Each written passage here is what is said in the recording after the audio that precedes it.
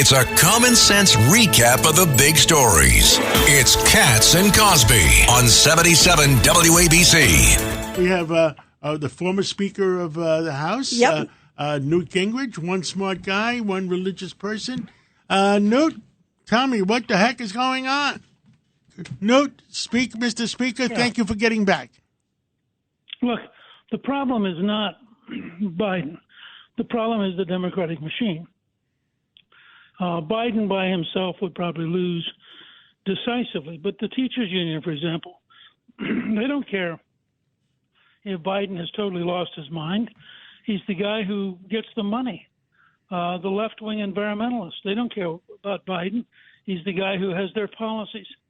So I think you have to start with the idea that you're dealing with an entire machine, and that machine is going to prop Biden up and try to elect him no matter what. How big of a deal do you believe the debates are, Mr. Speaker? Because, I was listening. Karl Rove this morning says he believes it is so consequential, obviously. And a lot of it, he says, is also because of the fact that in September, which is the next one, there will have already been some early voting. Obviously, the momentum of the race could be decided. But if somebody has a really good night and someone else has a bad night, it could really seal the deal for, both sides. Your thoughts of how important next Thursday is? Well, look, I'm more of a historian than a politician. And I think that the politicians overvalue politicians. No matter what happens next week, the following week, every American is going to go to a grocery store. Now, if Biden has a great night, they're not going to go to the grocery store and say, gosh, I don't mind that eggs cost this much and milk cost this much because, boy, Joe Biden was really, really good. On the other hand, if Biden has a disastrous night, they're going to go to the grocery store and say, things are exactly what I thought. The key question, starting in mid-September when the first people go to vote in places like Pennsylvania, is going to be simple. Can you afford 4 more years of Joe Biden? Can you survive 4 more years? Can your family budget survive it? Can the values you believe in survive it? Can the national security survive it? If you think you can survive 4 more years of Joe Biden, maybe you could vote for him. But I think the number of people who are going to say, he can't possibly be president for 4 more years. My family budget will crash and burn. My neighborhood will be overrun by illegal immigrants. My children will be taught weird values. And frankly, in a world where Russia and North Korea just signed a defense alliance, the dictators are gathering. The dictators smell weakness.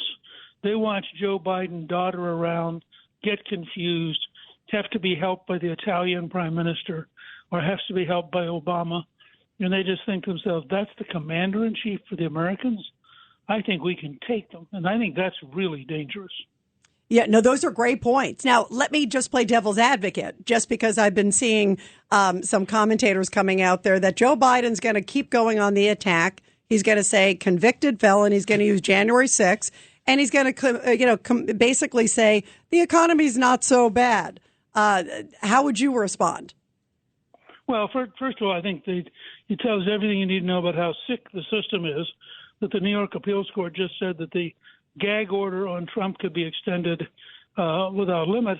So Trump can't comment while Biden runs commercials attacking him. I mean, this is the opposite of the First Amendment right of free speech. And I think the average American knows it, and they know it's sick, and they know that if these people will do that to a billionaire former president, what will they do to you? So I think in the long run, that's a very dangerous weapon for the Democrats to be using. But let me go a step further. Biden is gambling. Biden's going to tell you the economy's good. And this is my whole point. You're going to go to the grocery store. You're going to order something online. You're going to try to buy, you're a young person trying to buy a house. And you think, if he thinks this is a good economy, then he's been riding his bicycle in Delaware too much. 7% interest on a new house, so they're not selling them any new houses. Canada reduced interest rates The United Kingdom reduced interest rates. I don't know what Washington is holding back on because they're hurting the real estate industry. And when they hurt the real estate industry, they're going to eventually hurt I think there's 675 banks under watch because of the real estate industry with interest rates. But look what Biden has done. By spending trillions of dollars that he's not paying for, he makes it almost impossible for the Federal Reserve because they're trying to squeeze down the private sector with interest while he's pumping cash into the system. And so their policies can break the private sector, but they can't break inflation because Biden is propping up the inflation rate at the very time the Fed's trying to bring it down. And that's why he's got himself in such a total mess. But his allies are so dependent on government for money that he can't back off. I mean, the key to understanding Biden is to look at the people who take government checks. Look at the electric vehicle company that just went into bankruptcy again for the second time, which was getting huge amounts of government money. Look at all the different places the government spends money.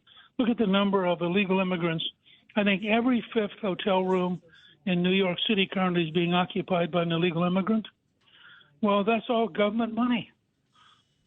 Well, things are out of control in so many directions, whether it's the borders, whether it's the fentanyl, whether it's our universities, whether it's Washington. I mean, we are such a deep mess. I mean, if we don't turn it around this November, I'm not sure it's turnable.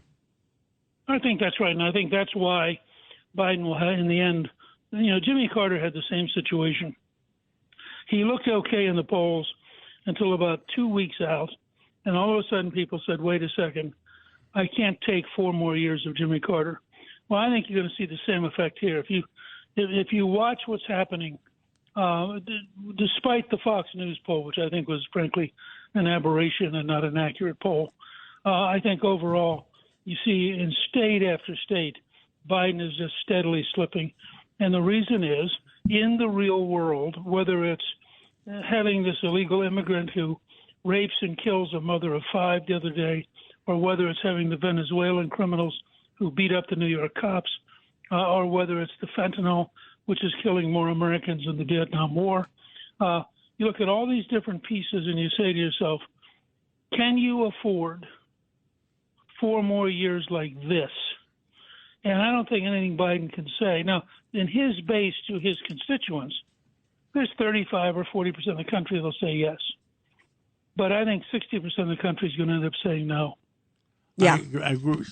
Mr. Speaker, I agree with you because we are in deep doo-doo. Ed Cox, did you have anything to say? Mr. Speaker, as you said, you're a historian. You showed that in talking about that the polls were going Carter's way before they turned for Reagan. That was a little landslide. What other comparisons would you make between that election and this one?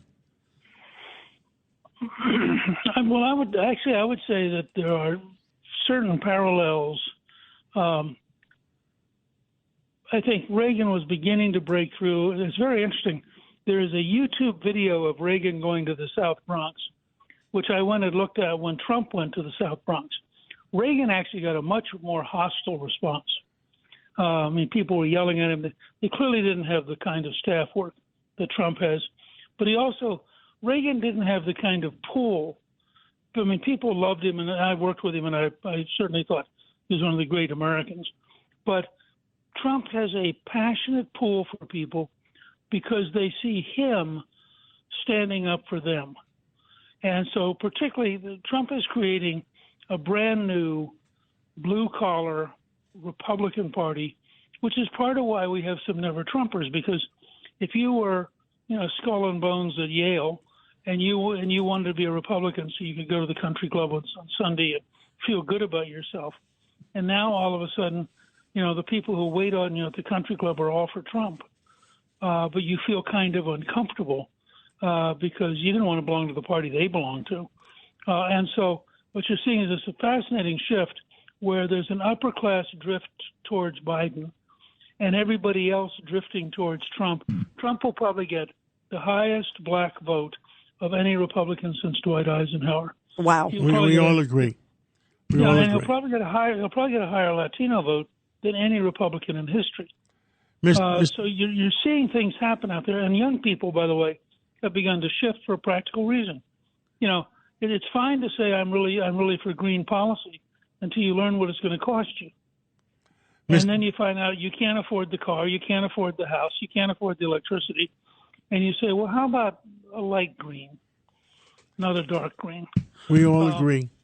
Mr. Speaker, thank you for coming on, and thank you for keeping speaking out for America always. And God bless you, and God bless America. Take care. Long Island is more exciting than ever at Jake's 58 Casino Hotel. Get ready to zoom into some serious cash with Zoom Ball every Wednesday in June. Win up to $500,000. 1 point equals 1 entry. 2 lucky winners will be drawn at the top of every hour from 1 to 5 p.m. to play Zoom Ball. Discover the excitement at Jake's 58 Casino Hotel. If gambling is a problem for you or someone, please call the 24-hour toll-free helpline at 877-8-HOPE-NY or text NY.